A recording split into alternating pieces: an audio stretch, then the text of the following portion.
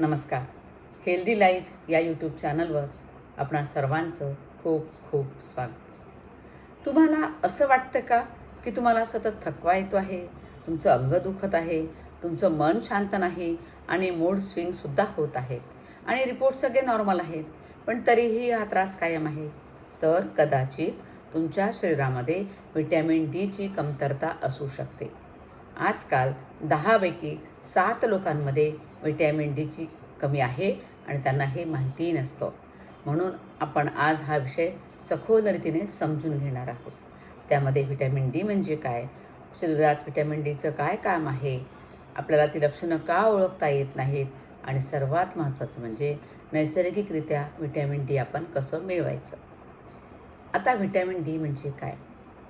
Vitamin D हे खरं तर फक्त व्हिटॅमिन नाही, ते एक हार्मोनसारखं काम करतं. आपल्या त्वचेवर सूर्यप्रकाश पडला की शरीर व्हिटॅमिन डी तयार करतं. मग हे व्हिटॅमिन डी लिव्हर आणि किडनीमध्ये ॲक्टिवेट होतं आणि ॲक्टिव्ह फॉर्म शरीरात काम करत असतं. त्याची मुख्य कामं काय आहेत? कॅल्शियम ॲब्सॉर्प्शन वाढवणं, हाडं मजबूत ठेवणं, मसल्स स्ट्रॉंग ठेवणं, इम्युनिटी सुधारणं आणि ब्रेन फंक्शन आणि मूड रेग्युलेट करणं. म्हणजेच व्हिटॅमिन डी कमी झालं तर फक्त हाडच नाही तर संपूर्ण शरीरावर त्याचा परिणाम होतो. आता सिम्पटम्स याचे काय असतात? व्हिटॅमिन डी डिफिशियन्सीची खास गोष्ट म्हणजे लक्षणं खूप सबटल असतात. लोक म्हणतात मला फक्त थकवा येतो आहे, काही सिरियस नाही. पण लक्षात ठेवा, शरीर आधी छोटे छोटे संकेत देत असतं.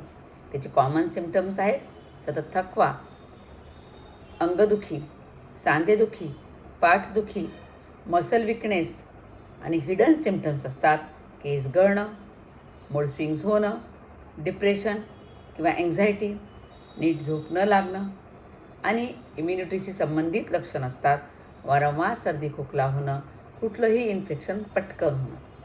एक महत्त्वाची गोष्ट लक्षात घ्या, जर तुम्ही कॅल्शियम घेत आहात पण तरीही तुमच्या लक्षणांमध्ये फरक नसेल तर व्हिटॅमिन डी कमी असण्याची शक्यता जास्त आहे. आजकाल व्हिटॅमिन डी डिफिशियन्सी इतकी कॉमन का झाली आहे बरं? कारण सूर्यप्रकाशाची कमी, इंडोर लाईफस्टाईल झालेली आहे. आपण घरातच बसून असतो आणि जेव्हा जेव्हा बाहेर जातो तेव्हा सगळं चेहरा आपण झाकून जातो. ऑफिस वर्क सगळं आतमध्येच असतं. शिवाय सनस्क्रीनचा जास्त वापर वाढला आहे. त्यामुळे सुद्धा आपल्याला सूर्यप्रकाश डायरेक्ट मिळत नाही आणि मग ही व्हिटॅमिन डी डिफिशियन्सी होते आहे. आणि दुसरं कारण आहे चुकीचा आहार. आपण प्रोसेस्ड फूड जास्त खात आहोत. नॅचरल न्यूट्रियंट्स खूप कमी मिळत आहेत. ते सुद्धा एक व्हिटॅमिन डीच्या कमतरतेचं कारण आहे. आपली लाईफस्टाईल बदललेली आहे, अर्बन लाईफस्टाईल, त्याचा परिणाम होतो आहे. पोल्युशन खूप वाढलेलं आहे आणि ओबेसिटी हे सुद्धा एक कारण आहे. फॅटमध्ये व्हिटॅमिन डी स्टोअर होऊन इनॅक्टिव्ह राहतं. त्यामुळे व्हिटॅमिन डी डिफिशियन्सी फॅटी लोकांमध्ये जास्त आपल्याला आढळते. शिवाय प्रेग्नन्सीमध्ये व्हिटॅमिन डी डिफिशियन्सी आपल्याला दिसून येते. त्यामध्ये बॉडी डिमांड वाढते. म्हणजे लाईफस्टाईल हे मुख्य कारण आहे. आता याचं डायग्नोसिस करण्यासाठी ब्लड टेस्ट करावी लागते. त्या ब्लड टेस्टच्या लेवलनुसार डॉक्टर सांगतात रिपोर्ट नॉर्मल आहे की व्हिटॅमिन डी इन्सफिशियंट आहे की डिफिशियन्सी आहे. त्यानुसार डॉक्टर तुम्हाला सप्लिमेंट्स देतात, त्या तुम्हाला घ्याव्या लागतील. लक्षात घ्या, बऱ्याच लोकांचा लेवल 10 ते 15 असतो, म्हणजे सिव्हिअर डिफिशियन्सी असते. त्यामुळे सिम्पटम्स दिसत असतील तर टेस्ट जरूर करून घ्या. आता नॅचरली तुम्हाला व्हिटॅमिन डी कसं मिळेल आणि ट्रीटमेंट कशी घ्यायची? महत्त्वाचं म्हणजे सनलाईट, सगळ्यात महत्त्वाचा सूर्यप्रकाश. रोज 15 ते 20 मिनटं सूर्यप्रकाशात बसा. सकाळी 8 ते 10ची वेळ सगळ्यात उत्तम. तुमचे हात पाय चेहऱ्यावर ऊन लागेल असं बसा. तुमचं डाएट चांगलं असू द्या. नॅचरल सोर्सेसमधून तुम्हाला व्हिटॅमिन डी मिळालं तर फार चांगलं. त्यामध्ये अंडी, दूध, तूप, मशरूम आणि फोर्टिफाईड फूड आणि सप्लिमेंट्स डॉक्टरांच्या सल्ल्याने घ्यायचं. त्याच्या विकली सॅचेट मिळतात. मंथली मेंटेनन्स डोस असतो किंवा डॉक्टर सांगतील त्याप्रमाणे तुम्ही मेडिसिन घ्यायचं आहे. स्वतःहून सप्लिमेंट्स घेऊ नका आणि नियमित योगाभ्यास करा. सूर्यनमस्कार जर केलेत तर सर्क्युलेशन इम्प्रूव्ह होतं, हार्मोन बॅलन्स सुधारतं आणि प्राणायामनी स्ट्रेस कमी होतो, ॲब्सॉर्प्शन सुधारतं. प्रेग्नन्सीमध्ये विशेष लक्ष देण्याचा गरज आहे. बाळांच्या हाडांचा विकास चांगला होतो. आईच्या मसल स्ट्रेंथसाठी व्हिटॅमिन डी आवश्यक आहे आणि इम्युनिटीसाठी आवश्यक आहे.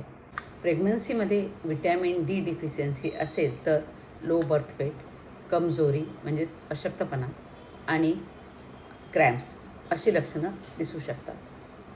त्यामुळे रेग्युलर चेकअप करणं आणि प्रॉपर सप्लिमेंट्स घेणं खूप गरजेचं आहे.